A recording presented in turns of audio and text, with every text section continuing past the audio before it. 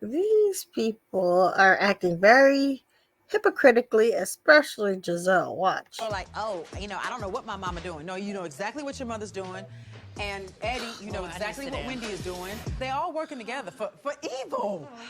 I'm not gonna go that far. Evil.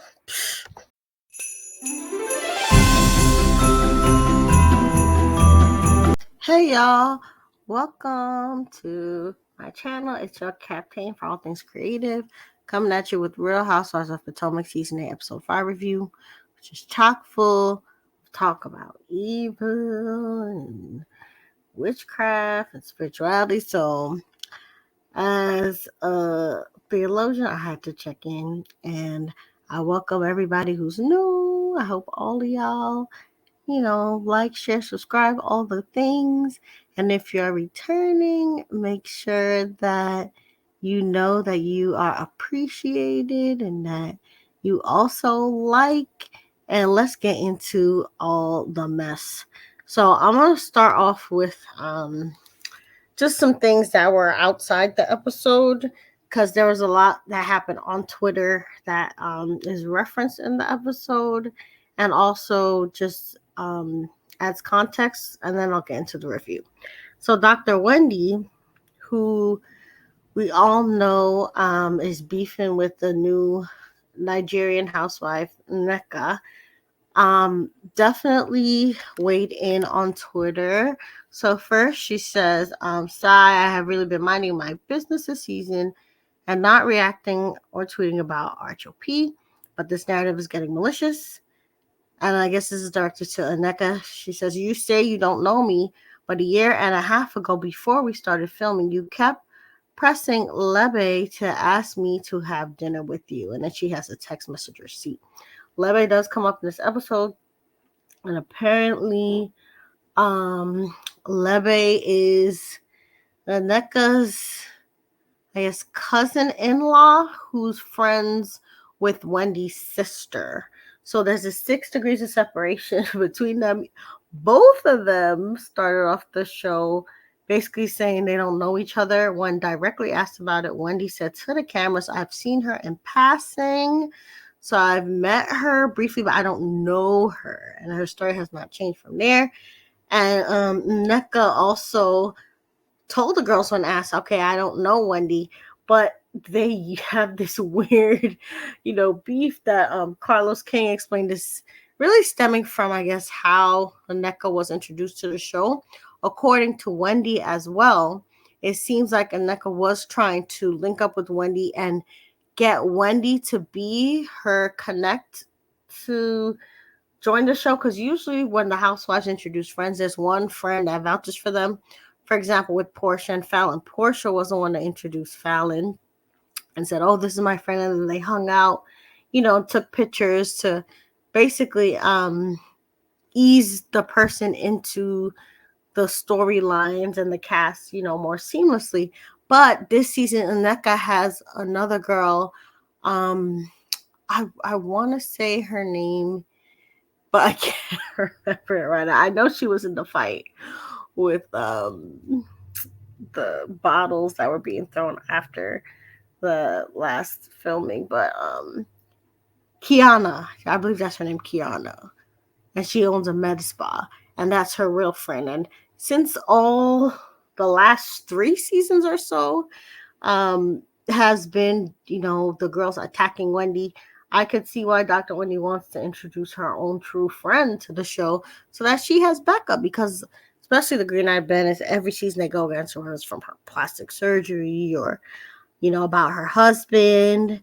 And even now, using this witchcraft Osu allegation, she wanted to bring her own friend. And I guess from her text and tweet, it seems like Nneka was trying to get Wendy to be the one, to have dinner with her, shoot scenes with her, things like that, to be her segment onto the show. But it ended up being Ashley this season who introduced Nneka as her friend and invited her to the housewarming. And then Ashley said how she knows her through some guy named Ngazi, which she pronounced wrong. I believe it's Ngozi, but I don't know.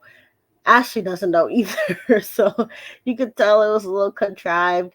And Nneka does seem to be having a chip on her shoulder about the fact that Wendy, did not introduce her. And you will then get into a little bit more in the episode. And then the next tweet Dr. Wendy put out says, yes, my sister and your cousin-in-law did have a falling out. So she's talking about that same Lebe person. And it says one of the many reasons being Lebe was name dropping me, calling her cousin to get a BBL. The whole squad is full of clout chasers. So apparently Wendy is saying that Lebe and her sister had an on again, off again friendship. And Lebe was, familiar with Wendy, but Wendy says that Lebe was more using her and even went as far as to, get Wendy's doctor to squeeze her in for some BBL for some event she was having in February, so that she can get in using Wendy's name in December. So yes, Wendy does know this Lebe that Nneka is talking about, but Wendy sees her more as a user, a clout chaser, and her sister's friend. So this is what was all on social media. All right, let's get into the episode because it's very, very annoying at this point, but trust me, it will all make sense by the end of the review. So first you have Ashley and Mia meeting up at that store that you saw in the intro, and they talk about what they need to bring to Austin since Ashley is hosting a girls trip there. She says she had previously hosted a drag show in Austin and she really likes it there, so she wants to bring the girls. And Karen, her confessional, wishes Ashley luck hosting all the girls because they're all beefing. Even the new girl already has beef with Wendy. We know Giselle has beef with Candace. We know Candace also has beef with Giselle. And Robin and Candace are also beefing. Giselle and Robin are beefing. Mia and Wendy and Mia and Karen are beefing. So it's just a mess. Next, after Karen wishes Ashley luck hosting all the girls, given all the beef, Giselle shows up. And as you saw before, Giselle is the ringleader of all the mean girl talking first. They all accuse Karen of being a drunk. And then Giselle brings up Nneka and all those shrine and witchcraft allegations against Wendy's mother. And she reiterates that she doesn't think that Nneka is lying because she already said she doesn't think she's lying when she was talking to Cal at the pickleball event. Then Ashley brings up how the drama between Wendy and Nneka actually started 2 weeks before her housewarming. And that's when Nneka alleges that Wendy's mother called, I believe, her and Lebe. And some of it seems to be secondhand information and some of it seems to be direct because we found out from Lebe that there are 3 calls that she was referencing when she was, calling Wendy's mom, cursing her and talking about shrines and the witches. So it was 3 phone calls, and I think it started with Lebe saying that Wendy's family, which is really her sister and her mother, were upset about Nneka apparently trying to use Wendy's name, to get on the show. And Nneka also says that she either heard directly from the mother or partly through Lebe that Wendy's mother would submit her name to shrine. And so even though it's Wendy's sister and mother that are doing all these things, Nneka is having to beef with Wendy. And the girls are then wondering, why did Wendy act like she didn't know Nneka when all these things was going around, with her family and clout chasing allegations. But then they only question Wendy, but they forget that Nneka also played it cool and acted like she was meeting Wendy for the first time and saying that she doesn't know her. again at the pickleball event. So all of them are hypocrites, and I think all of them are hiding something and playing the game, whether it's for the sake of the show, because they don't want to break the fourth wall. And technically, when they met, that was their first scene together. So maybe they're doing the introduction to preserve the storyline of the show, that this is a new housewife that they're meeting for the first time, or if the beef was there but they were just hiding it. Either way, it's interesting that the girls are only calling out Wendy for not acting like she knew about Nneka, and Nneka also was acting like she didn't know Wendy. So Wendy and Eddie, as you saw, also meet up during that time, and they're talking over food, and they both, are basically brainstorm about why the pickleball event went wrong. And Happy Eddie's just saying, listen, I just want to be happy. And he says that he knows that he went to the same school as Nneka's husband, but they went at different years. So it's very hard for him, to like keep track of all the people he went to college with. And when he says the same thing, like, do you know everybody who you went to college with? And I think, especially when it comes to Facebook, even if you accepted a friend request however many years ago when it first came out, a lot of times when I see someone who requested me, I look at my mutuals, and if they're friends with enough of my mutual friends, I'll accept them, even if I don't really know them per se, because I've, done conferences and events and different speaking engagements and preaching engagements. So it's like, I know that there are people who would know me or have experienced me, but maybe I didn't get to have a conversation with them, so I always err on the side of I'll accept them, but that doesn't mean that I know them or remember them. And I feel like as intellectuals, Eddie's a lawyer, Wendy, she's all these speaking engagements. They both probably friend people, from their colleges or from their engagements or conferences or whatever, but they might not remember them.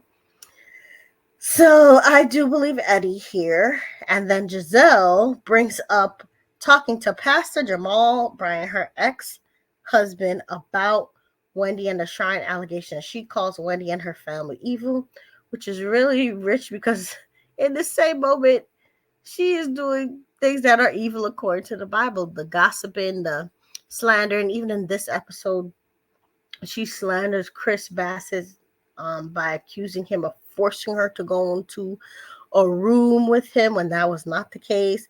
So it's very rich that Giselle's talking about evil, and literally she does a lot of things that are evil according to the Bible, which includes unforgiveness, lying, holding grudges. It's very comical. And then her same husband too cheated on her, did all kinds of things that are against the Bible, but now they want to play holier than thou in the face of just gossip about Wendy's mother. And again, they're calling Wendy evil and the whole family evil just because of what Nneka and these other women who we don't really know the full story of are saying about Wendy's mother.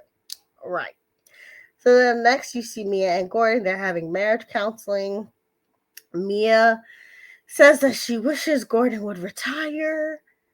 But honestly, I think Mia here is just building a case for the divorce that we know she's going to get. Because one, she admits that she had already filed for divorce before. And their main problem, besides losing everything with the company situation and having to downsize, is that Mia claims that Gordon is always working and she wants him to slow down and spend more time with the family. And then she says also that she does not like that they fight and argue in front of their kids since she was in foster care, and she wants her family to have the stability that she did not have. And last but not least, she said there was an attorney who scammed them and then basically ended his own life after they reported him. He was disbarred.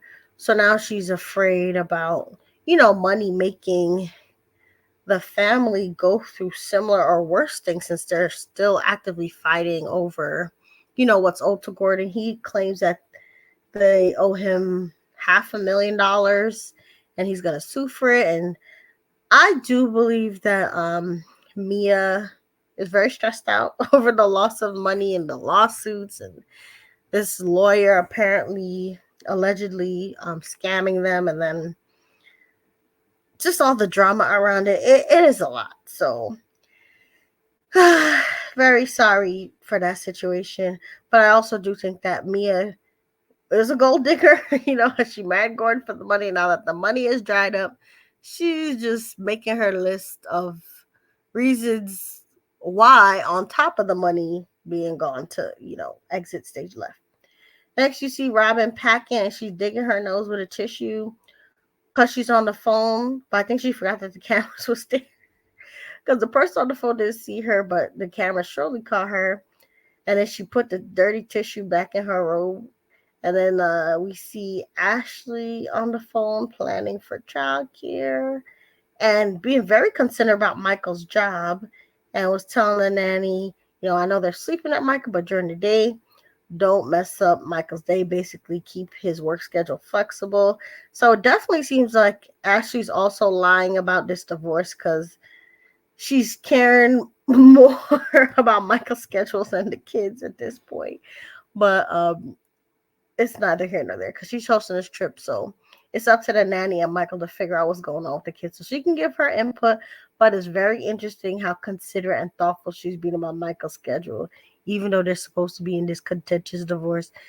I don't believe it for 1 second. Next, Giselle with Grace, who's 18 now. So Giselle's going to leave her in charge of the twins. And then you see the ladies meet up at the airport to go to Texas. And again, it's a lot of beef since they can't stand each other, but they're being cordial for now. So then Ashley, who hypocritically been talking about witchcraft all this time, and then she's going to bring up zodiac signs. I was like, really? If y'all try to play, holding it down Christian, you really going to bring up zodiac signs? Okay. So then she splits the girls up by fire signs and earth signs.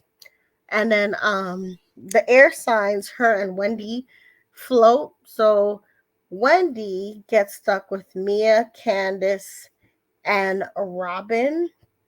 And then Giselle, Nneka, Karen, and Ashley go in another car. So next we have Giselle telling Nneka to move out of the seat that she chose in the front. And to me, I feel like this is like a sorority tactic or a way to haze the newbies, because Giselle always trying to make people move or, do things to assert her dominance. Like with Mia, she had made her move tables when they had the vacation in Mexico last season, I believe. And season before that, she did a prank on Wendy, where she had, I think it was production, let her into Wendy's room, and she put like snakes and stuff in her bed. So I just felt like this was one of Giselle's old tricks again. And next, in Giselle, Karen, and Ashley's car, Giselle presses Karen about being nice to Robin. And then Karen uses this analogy about a pie. And I believe her pie corresponds to the beef that she has with Robin. So she explains how she had basically put Robin in this freezer, Robin's pie.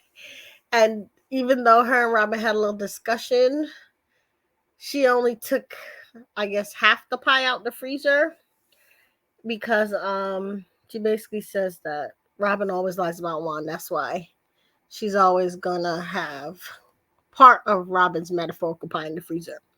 Next, the ladies get to the hotel, and then they all go up to Ashley's penthouse to eat. And she gives room assignments, and the best room gets assigned to Robin, who also gets another penthouse because Ashley says she's going through things with Juan. And Karen makes a joke about, basically Robin not deserving the room and how she's glad she's in, a room that she doesn't have to feel bad about not deserving, because really Robin is doing this stuff want to herself, a lot of it, because she's denying and deflecting. And Juan has been cheating since his basketball days, so it's not like she's going through anything new. So I understand Karen's point. But basically, all the other girls look at their rooms and they have basically gotten a hotel that's in a whole construction zone. And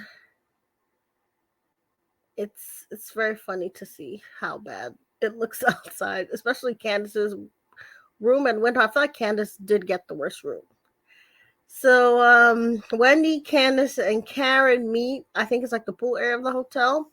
And then they ask Wendy about Nneka before Ashley joins them. And then they all start drinking like tequila and stuff. Giselle then walks in with Nneka, who has this new bust down, yacky, long hair unit on, which looks way better than a stiff curly one. And then Candace and Giselle get into it a little bit for basically Giselle trying to ice Candace out. And Giselle says she thinks it's safer for her and her children not to talk to Candace. And Candace was like, if I remember correctly, it's you who put my husband and, his children, my, bonus children, in danger by making those allegations about him, in the hotel room, which made him, lose jobs and money for the family, all kind of things, right? So then Giselle reiterates in her confessional that Candace's husband, Chris Bassett, made her go into a bedroom and close the door, which is even different from her own story that she told, which involved them being at the reunion together and then him asking to speak to her in private. And then they went into her dressing room, which was a hotel room. So it wasn't like a private house bedroom or anything like that. It was at the reunion hotel where they all were filming and staying at. And she agreed to go with him. But in this scene, she's trying to pull all the blame on Chris and say Chris made her go into a bedroom, which shows that she's unapologetic, not scared to malign somebody.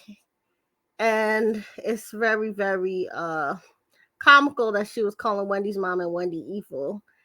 So then Candace basically calls her out and it's like, listen, you just don't want to talk to me anymore because you think if you don't talk to me, I'm not going to exist. But guess what? I'm still here. So she's basically saying, Giselle, even though you're trying to ice me out, it's not going to work. Next, Mia and Robin are seen taking a walk. And then Mia tells Robin the story about her attorney scamming her and then, unaliving himself, we'll say. And then Robin comforts her because she has a similar story, because she also had a friend who she trusted that spent all of Juan's NBA money. And that person also, took their own life after that. So then we see Karen pressing Giselle again for not speaking to people and being quiet and being standoffish at pickleball because, again, she's not talking to Wendy or Candace. And then Giselle blames Wendy and Nneka's beef and says she's uncomfortable about all those shrine allegations and stories like that.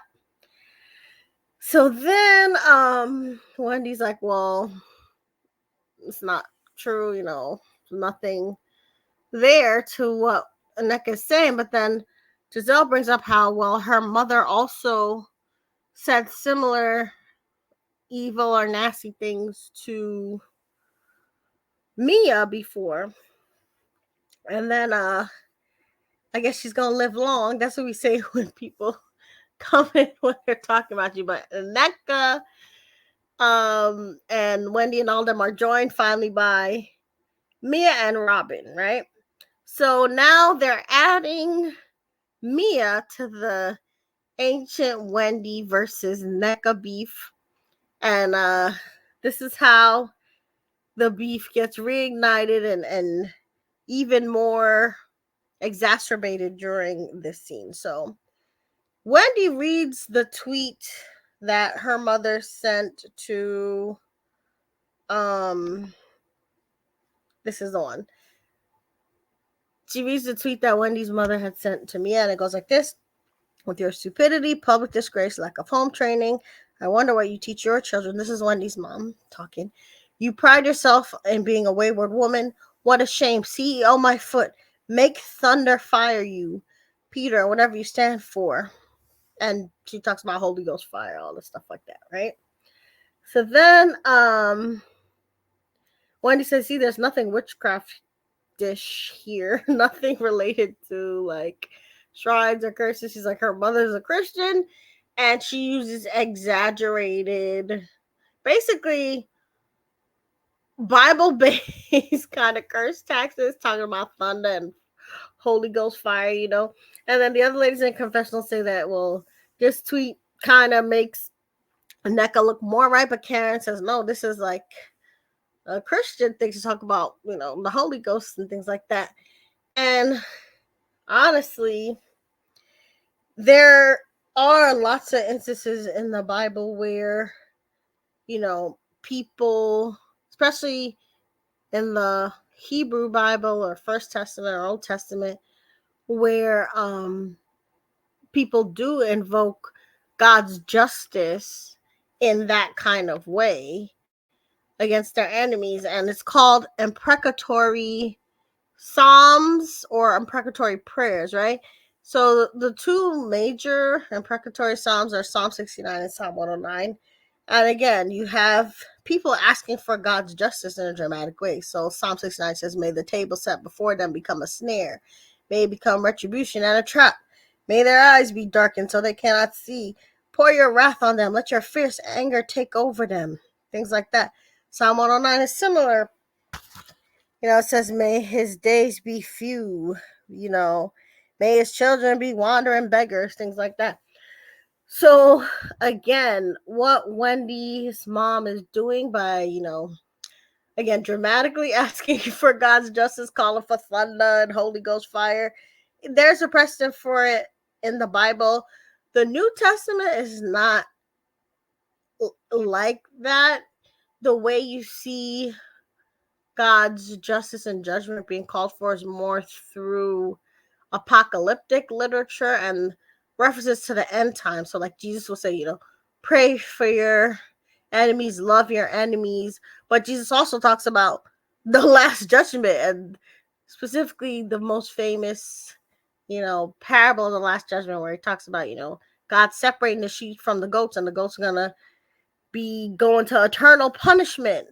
So again, it is the same Bible, and even though the New Testament is not as dramatic, people do long for God's justice and judgment, especially, you know, when there's so much wrong in the world and wrongdoing and people doing evil things.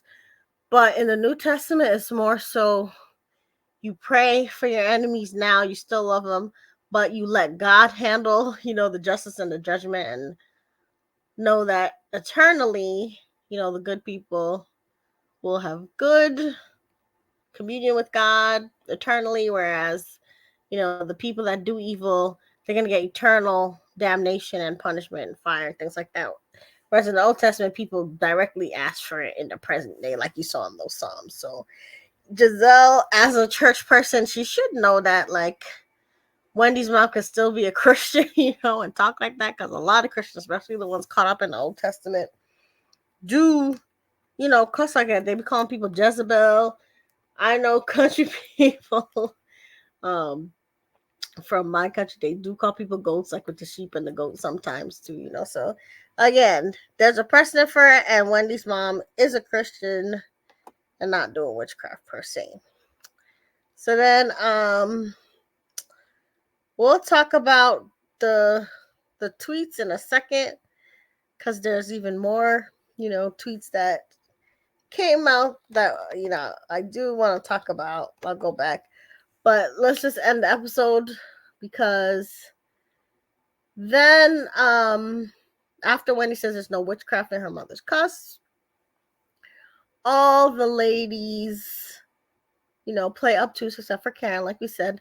And then Wendy explains that their beef stems from a problem between her sister Ivy and Wendy's sister's friends Lebe, who knows Nneka. Then Nneka claims that Wendy's lying since the source, according to her, is an accusation against Nneka that she was using Wendy to get on the show, which confirms what Carlos King had said in his podcast and YouTube channel. And then Nneka says there are 3 occasions in April where Wendy's family called her to cuss her out. And then they fight about if that person, Lebe, is Wendy's friend or not. And Wendy says that Lebe is her sister's friend, which she said before, that it's her sister Ivy and her sister's friend Lebe who know Nneka that is, the root of their problem. But then Nneka says that Wendy's lying about Lebe being her sister's friend and not her friend, because Nneka says that why did Wendy invite Lebe to her baby's event 3 years ago? And then Bravo shows a clip of Wendy on stage with Lebe, giving Lebe a shout out, and then the episode goes off. Now, when it comes to that, Wendy has some tweets about that. But I'll personally say that my siblings have friends that I have invited to events like my wedding or like, my husband's birthday, things like that, because you do get close with your siblings, friends, especially when they hang out with the family. Like some of my brother's friends even went on vacations with us, and we've seen them so much. We consider them as like brothers too, but they're still my brother's friends, and I don't know a lot of personal things about them that they've confided into my brother, but I know they're cool. I know, they've hung out with us and they've been loyal to our family. Like, for example, like they've helped us move, they've helped us do so many things. So, like, I will speak highly of them, but, like, I don't know them. I don't know their dark secrets, like my brother would know. So I could see Wendy's point for sure.